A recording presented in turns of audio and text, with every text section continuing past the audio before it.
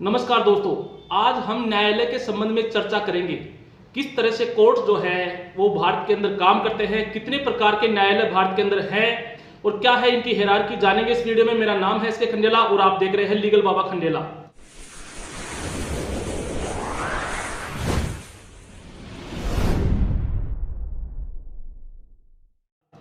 दोस्तों, जब हम इंडियन पेनल कोड पढ़ते हैं तो इसमें धारा 20 जो है वो न्यायालय के संबंध में बताता है।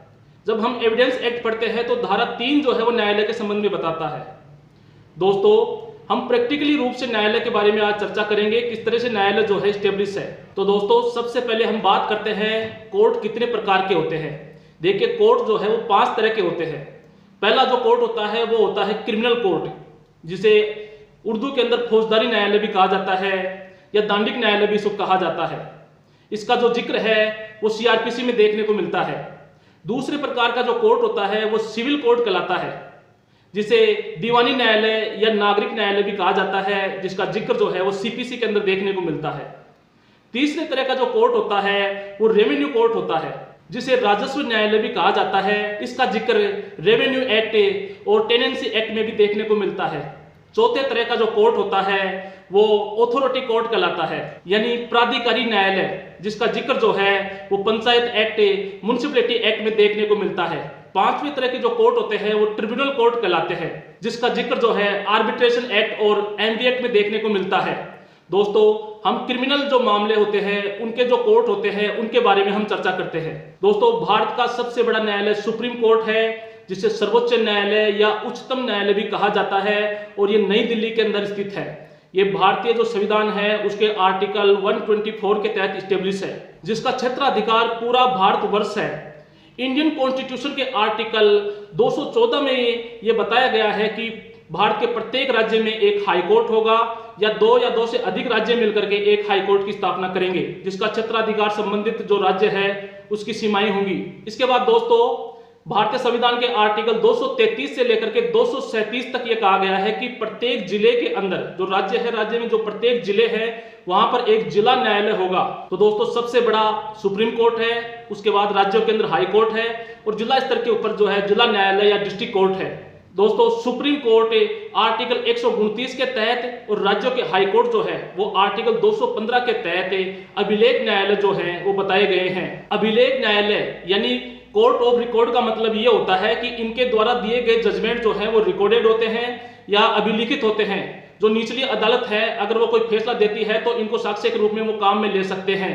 वहीं अगर इनके द्वारा दिया गया जो कोई भी जजमेंट है या इनके द्वारा दिया गया कोई भी आदेश है, अगर कोई नहीं मानता है तो ये अवमानना की कार्रवाई उसके ऊपर इनके द्वारा की जा सकती है। जिला स्तर के कोर्ट के संबंध में दोस्तों, सबसे पहले मामले समझने होते हैं। मामले 2 तरह के होते हैं, एक क्रिमिनल मामले और एक होते हैं सिविल मामले। क्रिमिनल मामलों को दांडिक मामले भी कहते हैं या फौजदारी मामले कहते हैं, और सिविल मामलों को जो है वो दीवानी मामले कहा जाता है। जिला स्तर के ऊपर जो न्यायालय होते हैं उन्हें डिस्ट्रिक्ट न्यायालय कहा जाता है, साथ ही उन्हें सेशन न्यायालय भी कहा जाता है। जब जज साहब सिविल मामलों की सुनवाई करते हैं तो वह जिला न्यायालय कहा जाता है। जब वे क्रिमिनल मामलों की सुनवाई करते हैं तो उन्हें सत्र न्यायालय कहा जाता है। आदमी एक ही होता है, इसीलिए जो न्यायालय होते हैं जिला एवं सत्र न्यायालय कहलाते हैं। जिला एवं सेशन न्यायालय के सहायता के लिए जो है जिले के अंदर एडीजे कोर्ट होते हैं, यानी एडिशनल डिस्ट्रिक्ट जज के जो न्यायालय होते हैं, जिन्हें अपर जिला सेशन न्यायालय भी कहा जाता है या अतिरिक्त जिला एवं सत्र न्यायालय भी कहा जाता है। दोस्तों, जिले के अंदर जो सबसे बड़ी कोर्ट होती है वो डिस्ट्रिक्ट न्यायालय होता है। उसकी सहायता के लिए एडीजे की कोर्ट होती है। एडीजे साहब कभी भी डीजे साहब के अधीनस्थ नहीं होते हैं।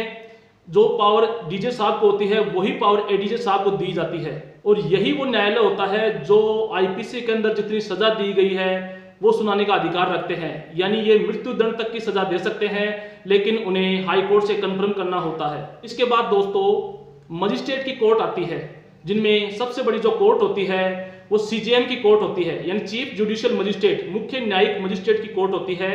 इसके नीचे जो है एसीजेएम साहब बैठते हैं, एडिशनल चीफ जुडिशियल मजिस्ट्रेट, अतिरिक्त मुख्य न्यायिक मजिस्ट्रेट जिसे हिंदी में कहा जाता है, और इनके नीचे जो होते हैं वो न्यायिक मजिस्ट्रेट होते हैं, यानी जुडिशियल मजिस्ट्रेट। दोस्तों, सीजेएम साहब, एसीजेएम साहब और जेएम साहब सभी जुडिशियल मजिस्ट्रेट प्रथम वर्ग होते हैं। यानी प्रथम वर्ग न्यायिक मजिस्ट्रेट ये होते हैं। इनके नीचे जुडिशियल मजिस्ट्रेट द्वितीय क्लास के कोर्ट आते हैं, जिन्हें मुंसिफ कोर्ट भी कहा जाता है। दोस्तों, जुडिशियल मजिस्ट्रेट द्वितीय क्लास जो है वो अधिकतम 1 वर्ष तक की सजा सुना सकते हैं और 5,000 रुपए तक का जुर्माना लगा सकते हैं। वहीं जेएम साहब है, एसीजेएम साहब है, अधिकतम 3 वर्ष तक की सजा सुना सकते हैं और 10,000 रुपए तक का जुर्माना लगा सकते हैं। वहीं सीजेएम साहब जो है वो अधिकतम 7 वर्ष तक की सजा दे सकते हैं और जुर्माना जो उनकी मर्जी आए वो लगा सकते हैं। दोस्तों, जब मजिस्ट्रेट साहब जो है वो सिविल मामले देखते हैं तो उन्हें सिविल जज कहा जाता है, इसीलिए वहां लिखा होता है सिविल जज एवं न्यायिक मजिस्ट्रेट। दोस्तों, ये सभी न्यायपालिका से जुड़े हुए न्यायालय और मजिस्ट्रेट और जज साहब होते हैं। इसके बाद में जब रेवेन्यू डिपार्टमेंट की बात आती है तो वहां पे जो है वो एग्जीक्यूटिव मजिस्ट्रेट बैठते हैं, जिनमें सबसे बड़ा जो होता है वो डीएम साहब होता है, यानी डिस्ट्रिक्ट मजिस्ट्रेट। जब वो सीआरपीसी के पावर यूज करते हैं तो उन्हें डिस्ट्रिक्ट मजिस्ट्रेट कहा जाता है और जब वे रेवेन्यू से संबंधित काम करते हैं तो उन्हें जिला कलेक्टर कहा जाता है। डीएम साहब की सहायता के लिए जो है वो जिले के अंदर एडीएम साहब होते हैं। एडीएम साहब अधीनस्थ नहीं होते हैं डीएम साहब के, और इसके नीचे जो है उपखंड स्तर के ऊपर एसडीएम साहब होते हैं, यानी सब डिविजनल मजिस्ट्रेट बैठते हैं। और इनके नीचे जो होते हैं वो तहसीलदार, नायब तहसीलदार होते हैं और इनके न्यायालय होते हैं। तो दोस्तों, न्यायपालिका, कोर्ट और न्यायालय के बारे में ये बेसिक सी जानकारी उम्मीद करता हूँ आपको अच्छी लगी होगी। अगर आपने मेरे चैनल लीगल बाबा खंडेला को सब्सक्राइब नहीं किया है तो प्लीज इस चैनल को सब्सक्राइब कीजिए। मिलते हैं नेक्स्ट वीडियो में, तब तक के लिए जय हिंद।